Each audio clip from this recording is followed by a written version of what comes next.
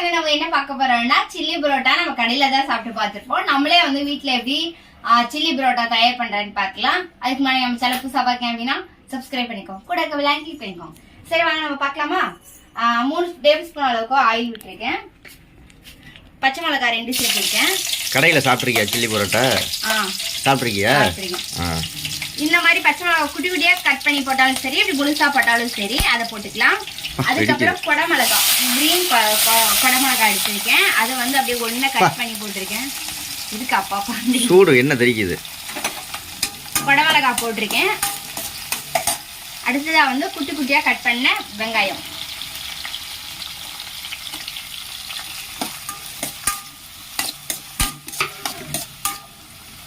Green chilli போடுவோமே அப்படியே வந்து இதாயிடுச்சு, கிரீன் கலர்ல மாறிடுச்சு.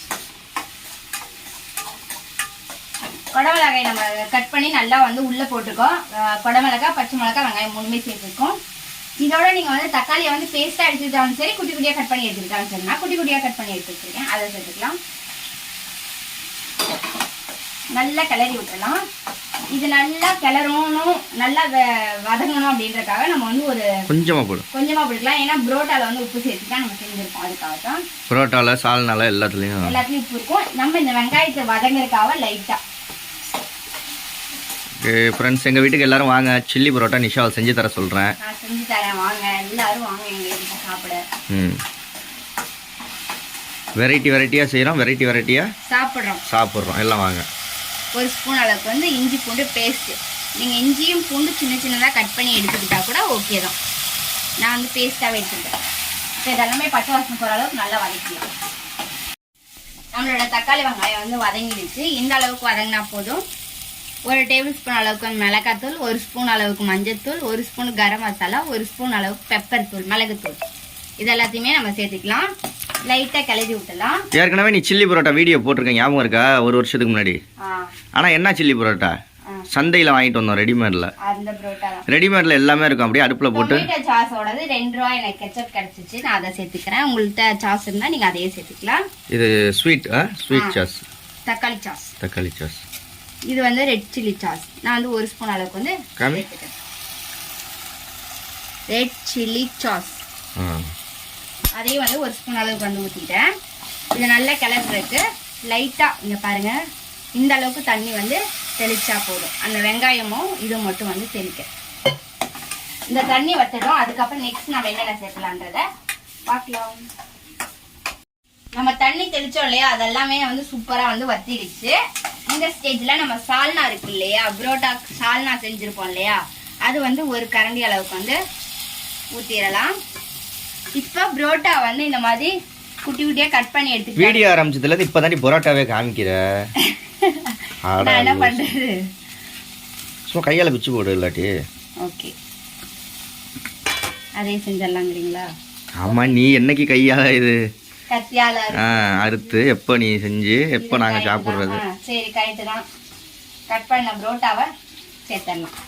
கட் பண்ணது இல்ல, கையால பிச்சது.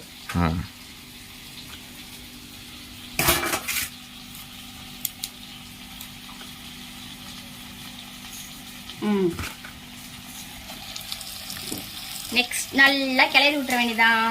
அவ்வளோதானே, இப்போ ரெடியா? நம்மளோட சில்லி பரோட்டா வந்து சூப்பராக ரெடி ஆயாச்சு. நல்லா கிளறி விட்டுட்டு மல்லித்தலைய அப்படியே வாசத்துக்கு அப்படியே தூவிட்டோம்னா நல்ல கலர் சாப்பிட்டு பார்க்கணும்ல நீ.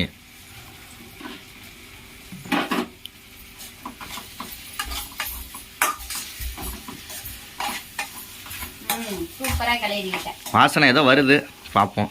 ஏதோ வருதா? ஏன்னா போன தடவை ரெடிமேடு புரோட்டாவில் வந்து வெறும் தண்ணியை ஊற்றி எண்ணெயை ஊற்றி போட்டோம்னா வந்துடும். அது ரெடிமேடு சந்தையில் ஊற்றிச்சு. ஒரு நாள் வாங்கிட்டு வந்தோம், ஒரு கரெக்டாக ஒரு 7 மாதம் இருக்கும். 25 ரூபா ஒரு பாக்கெட். அது இப்போ வந்து டேரெக்டாக நம்மளே இறங்கியாச்சு களத்தில். நெக்ஸ்ட் வந்து அடுப்பு ஆஃப் பண்ணியாச்சு. டேஸ்ட்டை பாரு எப்படி இருக்குன்னு. இப்போ பிளேட்லுக்கு மாற்றிடலாம். வாசனை கலப்புது. அவ்வளோதான் நம்மளோட சில்லி பரோட்டா. இப்போ ட்ரை பண்ணிடலாம். இந்த இருமா, அம்மா ஏதோ சாப்பிட போகுது. சுட சுட நல்லா நம்மளோட சுட சுட பரோட்டா வந்து சில்லி பரோட்டா வந்து ரெடி ஆயிடுச்சு. பார்க்குறவங்களுக்கு நாக்கு வரும். பட் கொஞ்சம் அட்ஜஸ்ட் பண்ணிக்கோ. எனக்கு தான் நாக்கு வருது. சுடுது எனக்கு. உனக்கு வேணுமா? காரமா இருக்க முடியே. ஓடிட்டா.